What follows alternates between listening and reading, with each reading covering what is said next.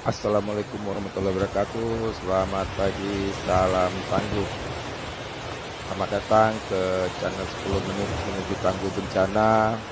Channel yang membahas topik-topik penting tentang mitigasi bencana dan adaptasi perubahan iklim.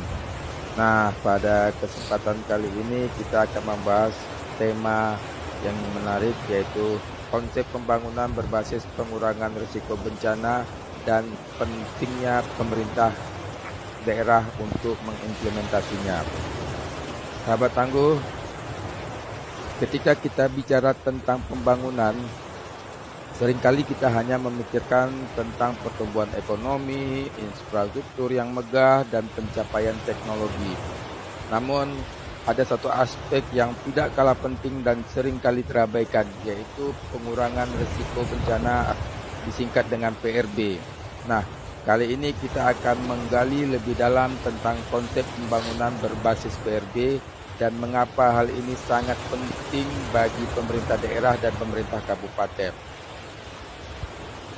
Pembangunan berbasis PRB adalah pendekatan yang mengintegrasikan strategi pengurangan risiko bencana dalam setiap tahap perencanaan dan pelaksanaan pembangunan. Konsep ini bertujuan untuk mengurangi kerentanan terhadap bencana dan memperkuat ketahanan masyarakat. Ada beberapa tujuan utama dari pendekatan ini. Yang pertama yang pasti adalah satu, peningkatan kesejahteraan manusia.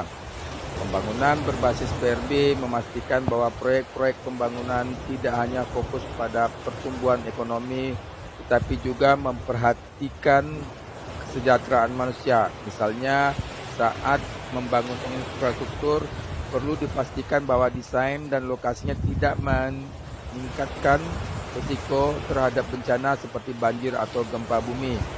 Nah, yang kedua adalah tujuannya adalah pembangunan berkelanjutan. Konsep ini mendukung pembangunan yang ramah lingkungan dan berkelanjutan. Hal ini penting untuk melindungi ekosistem dan memastikan bahwa pembangunan yang dilakukan tidak mengabaikan keberlanjutan sumber daya alam. Tujuan yang ketiga adalah keadilan sosial.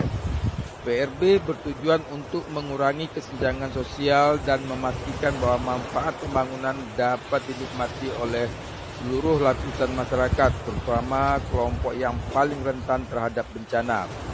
Nah, tujuan keempat adalah pemberdayaan masyarakat. Melalui pendekatan ini, masyarakat dilibatkan dalam perencanaan dan pengambilan keputusan terkait pengurangan risiko bencana.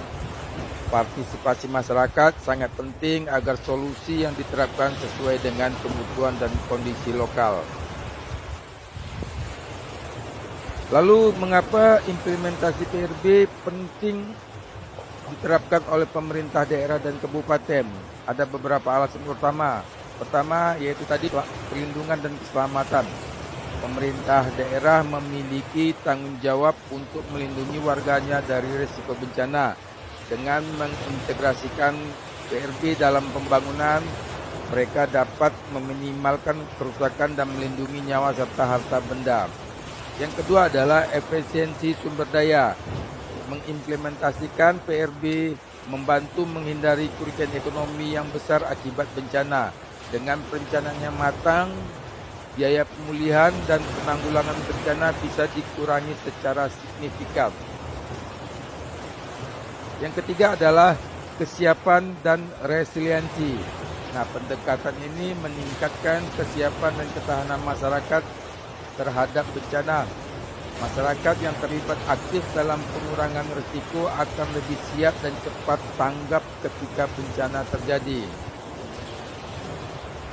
Penting juga untuk mengetahui landasan hukum dari konsep pembangunan berbasis PRB ini. Beberapa undang-undang dan peraturan mendasari implementasi PRB. Pertama, misalnya Undang-Undang Nomor 24 Tahun 2007 tentang penanggulangan bencana, Peraturan Presiden Nomor 8 Tahun 2008 tentang PNPB, Peraturan Pemerintah Nomor 21 Tahun 2008 tentang penyelenggaraan penanggulangan bencana. Jadi yang keempat adalah Rencana Pembangunan Jangka Menengah Nasional atau RPJMN. Di RPJMN mencakup aspek pengurangan risiko bencana sebagai bagian dari pembangunan berkelanjutan nasional. Jadi, teman-teman, jelas bahwa penerapan pembangunan berbasis PRP bukan hanya soal peraturan, tapi tentang menciptakan lingkungan yang lebih aman dan sejahtera bagi semua orang. Dengan dukungan dan komitmen dari pemerintah pusat dan daerah serta partisipasi aktif dari masyarakat, kita bisa menghadapi risiko bencana dengan lebih baik dan mengurangi dampaknya secara signifikan. Terima kasih untuk yang sudah menyimak. Jika kawan-kawan merasa video ini bermanfaat, jangan lupa untuk like, share, and subscribe untuk mendapatkan update terbaru dari kami. Saya Fadil dari Yayasan Jejak Semana. Salam tangguh untuk Indonesia tangguh bencana.